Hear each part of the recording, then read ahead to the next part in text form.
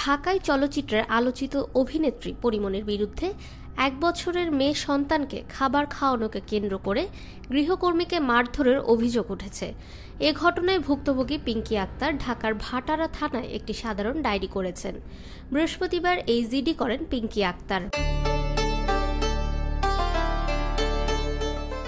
ভাটারা থানার officer in charge Mohammad Mazharul Islam জিডির বিষয়টি নিশ্চিত করে গণমাধ্যমকে বলেন, চিত্রনায়িকা পরিমণির বাসার এক গৃহকর্মীকে নির্যাতনের অভিযোগ উঠেছে।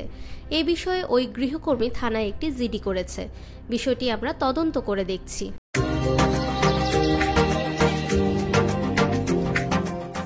এ প্রসঙ্গে জানতে পরিমণির সঙ্গে যোগাযোগ করার চেষ্টা করা হলে তার সাড়া পাওয়া যায়নি।